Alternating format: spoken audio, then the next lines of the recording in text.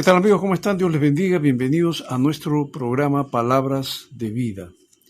Siempre compartiendo con ustedes una enseñanza bíblica, enseñanzas que realmente nos ayudan a pensar, nos ayudan a entablar una relación con Dios, porque eso es lo que Dios quiere, que a través de su palabra entendamos que Él existe, que Él vive y que Él quiere relacionarse con nosotros.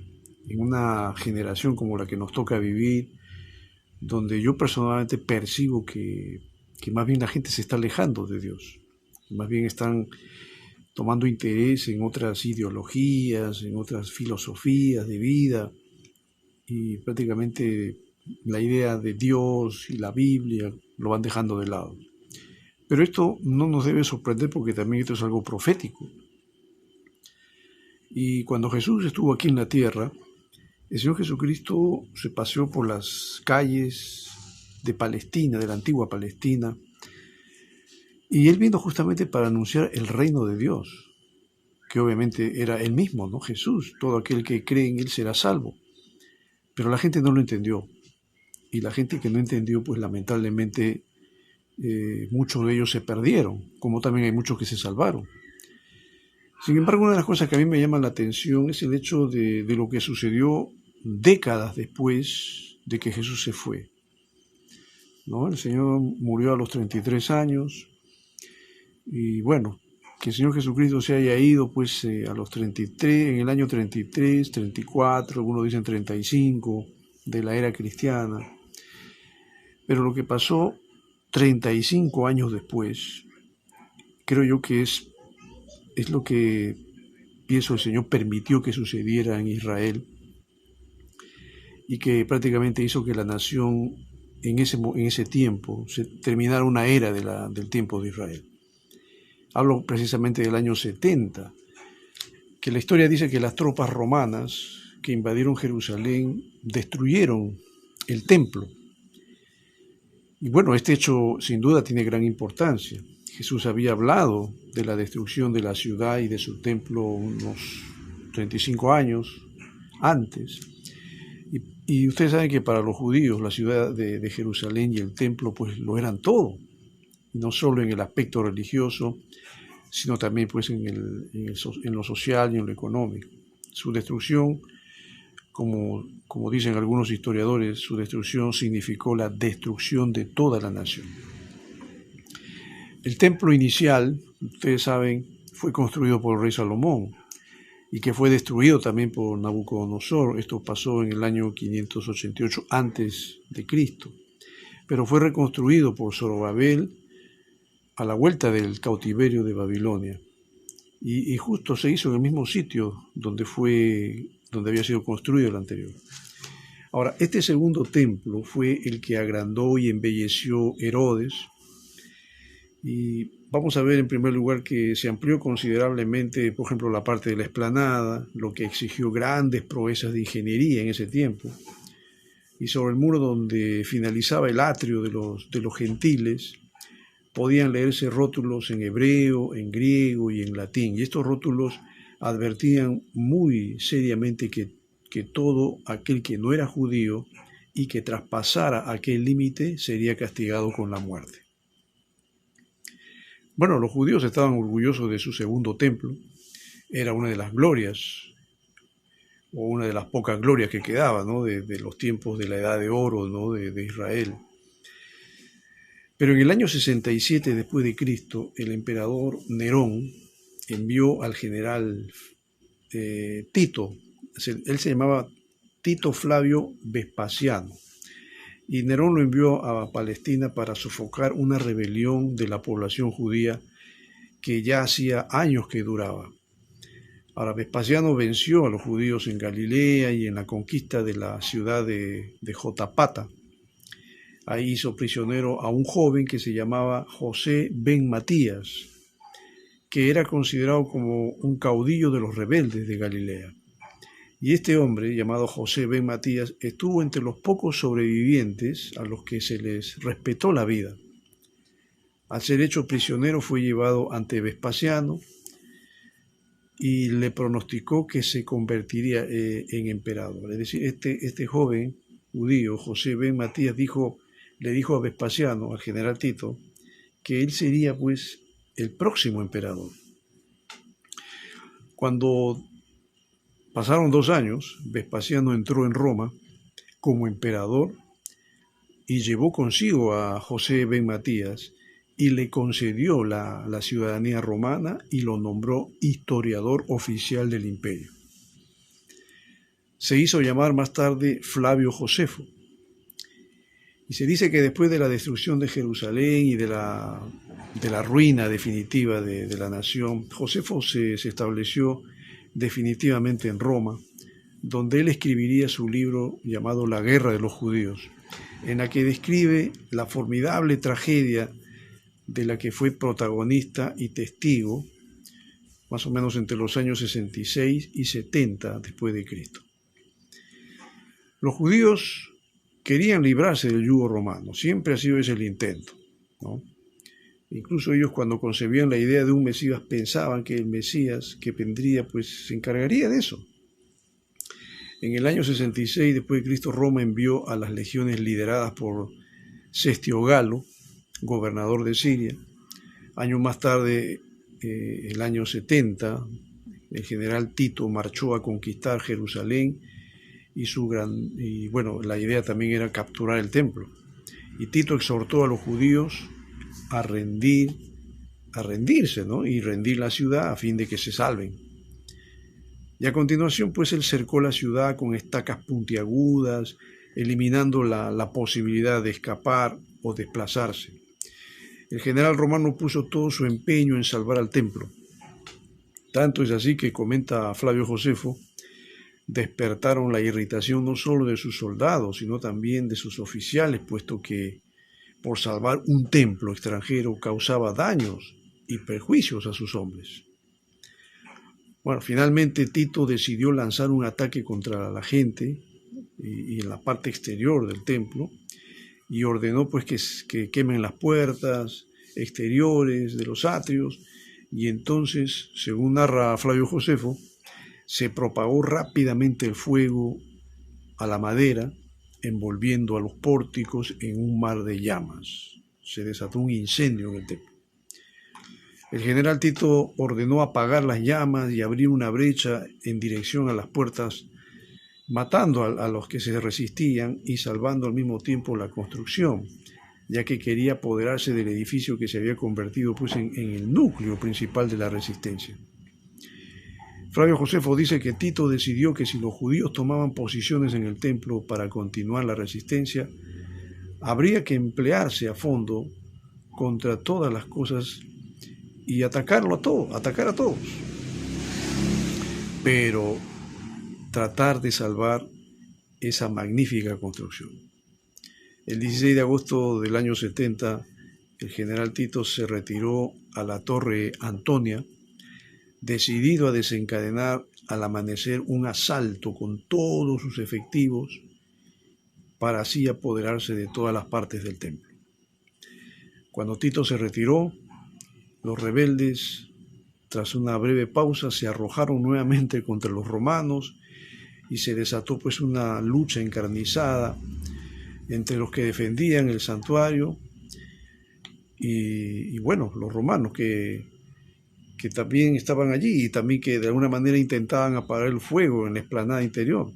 Aquellos, como lo llamaban a los romanos, los legionarios, tras haber puesto en fuga a los judíos, los persiguieron hasta el interior del templo, narra Josefo, y entonces un soldado, sin aguardar órdenes, sin demostrar temor alguno en cometer tan terrible acción, echó mano dura de una antorcha y, secundado por uno de los compañeros suyos, la arrojó a través de una ventana dorada que daba a las estancias próximas al santuario en la parte norte. Y alguien fue y le avisó al general que se había retirado a su tienda para descansar un poco. Puesto en pie, fue tal y como se encontraba, se dirigió hacia el templo para intentar dominar el incendio. Lo siguieron todos sus generales y a estos le siguieron muy alterados las legiones, formándose un gran griterío y confusión, como era inevitable en el avance desordenado de fuerzas tan numerosas.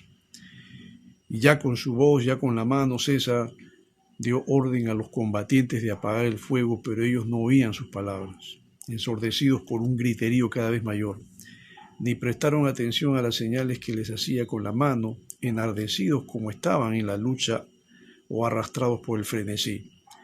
Y para detener el ímpetu de los legionarios no sirvieron ni requerimientos ni las amenazas, pues todos se dejaron llevar por la furia. Así narra Josefo.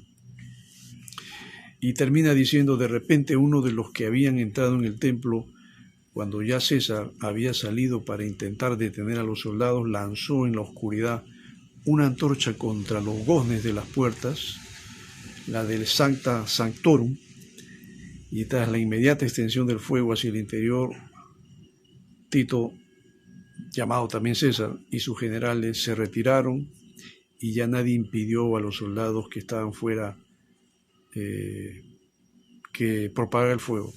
Prácticamente podemos decir que el templo se quemó, se destruyó,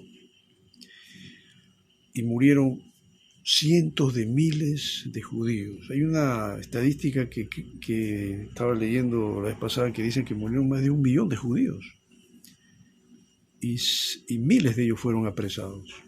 Fue una lucha encarnizada y, bueno, sangrienta.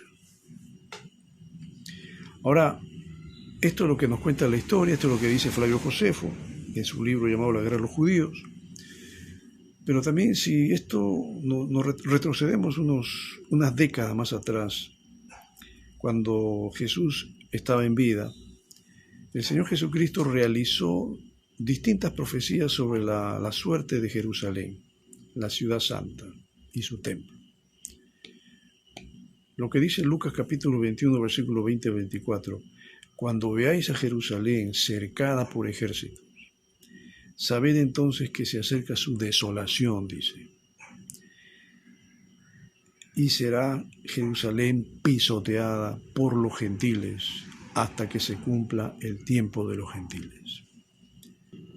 Bueno, y justamente este pasaje de Lucas, capítulo 21, que les leí, dice algo muy interesante. Dice, por ejemplo, cuando veáis a Jerusalén cercada por ejércitos. Esos ejércitos, muchos consideran que han sido justamente los ejércitos romanos que ingresaron en el año 70 después de Cristo y que arrasaron con la ciudad.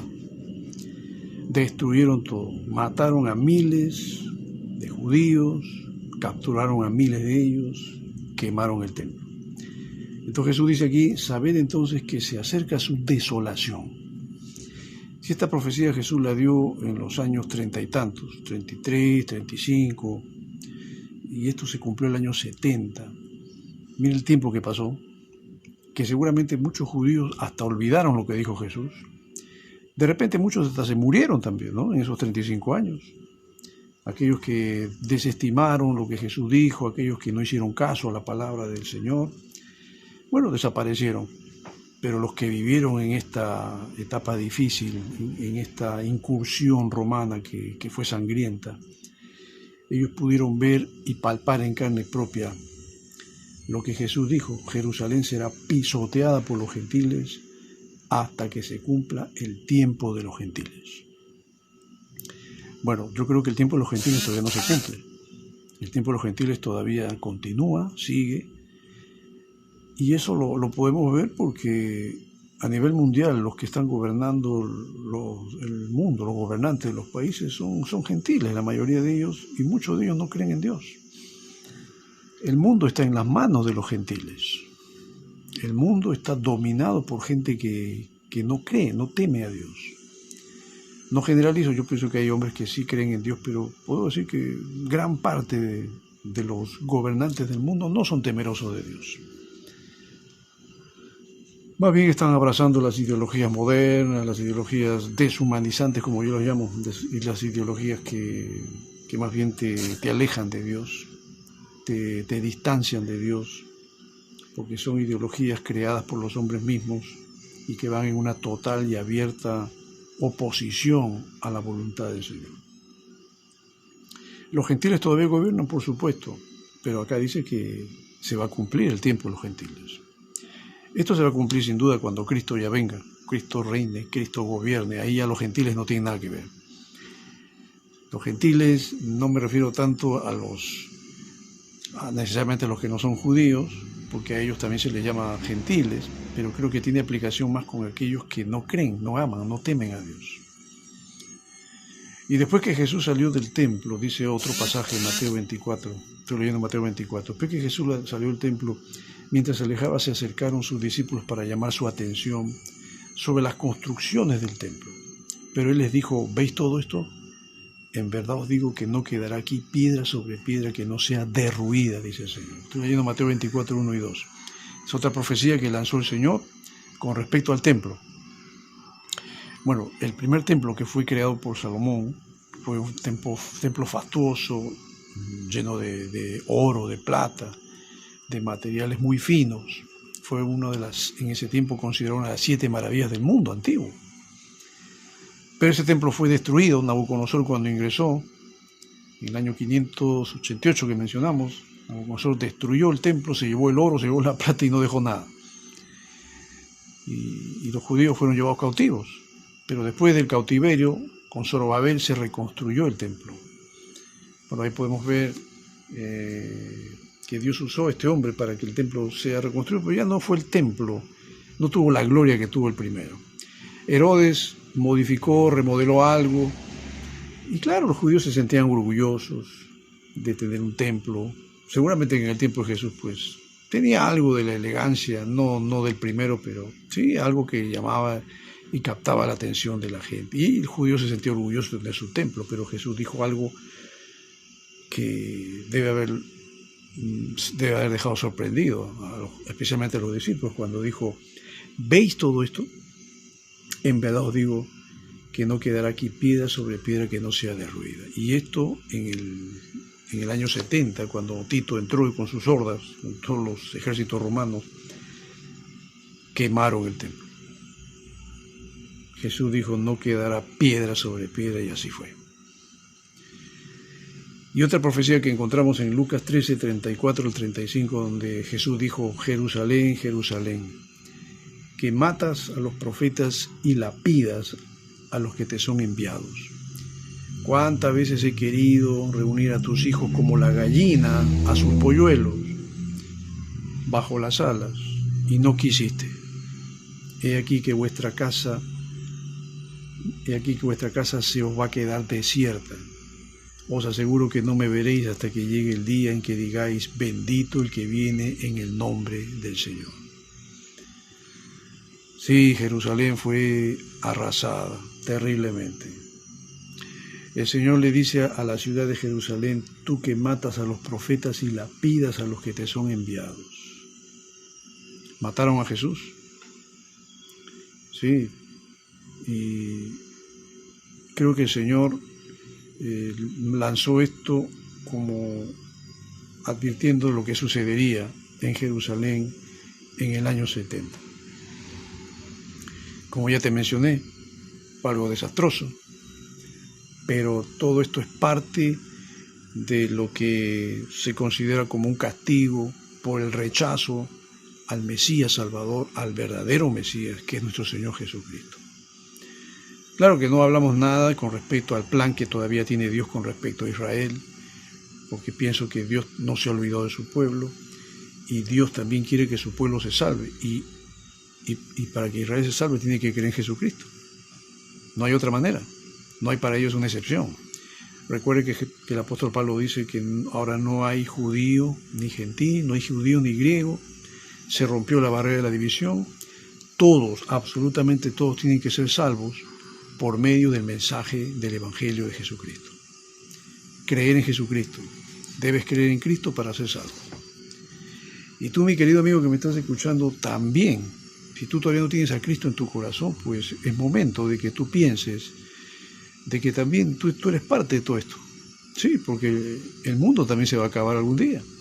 Cristo viene y viene a llevarse a su iglesia y viene a llevarse a su pueblo. El templo que a Dios le interesa no es el templo físico, no es la construcción hermosa, moderna que uno puede tener. Hay gente que se enorgullece de su templo, ¿no? Su templo es grande, bonito, tecnológico, cómodo. Sí, pero eso se va a quedar, se va a destruir. Nada de eso se va. A Dios le interesa más tu vida, tu corazón. Tú eres el templo del Espíritu Santo. Si todavía no tienes a Cristo, pues preocúpate, porque Dios habita en tu corazón. Preocúpate por tu salvación. Preocúpate porque la vida no se acaba en el cementerio, por si acaso. No, existe una dimensión donde tu alma va a ir. Si tú tienes a Cristo, te vas al cielo. Si no tienes a Cristo, te condenas para siempre. Pero depende de ti, la decisión es tuya. Por eso te digo, cree en el Señor Jesucristo. Abre las puertas de tu corazón para que Él entre en tu vida y para que Él haga de ti un hombre nuevo y una nueva criatura. Y no solamente tú, preocúpate por tu familia. Si tú eres casado, tienes esposa, hijos, o tienes hermanos, padres, preocúpate por la salvación de ellos. Pues el Señor dice, cree en el Señor Jesucristo y serás salvo tú y tu casa. Pero primero sálvate tú. Y ora por tu familia y háblales de Cristo. Y diles que ellos también accedan a esta oferta de salvación antes que sea demasiado tarde. Porque así como los judíos en el año 70 no pensaban que les iba a venir la desgracia que les vino, así hay mucha gente que, mira, ya han pasado 2000 años, Cristo no viene, no pasa nada. Pero va a pasar, Cristo viene. Y los que están preparados se van con Él, y los que no están preparados se quedan. Procura estar entre los que están preparados. Acércate a Cristo con fe, hable tu corazón y dile a Jesús, Señor, quiero que seas mi Salvador, mi Señor. Te rindo mi corazón. Y espero que lo hagas. Te agradezco por el tiempo que me has dado para compartir contigo esta enseñanza de la palabra. Espero que haya sido de ayuda, bendición para tu vida. Y estamos en contacto en una próxima oportunidad.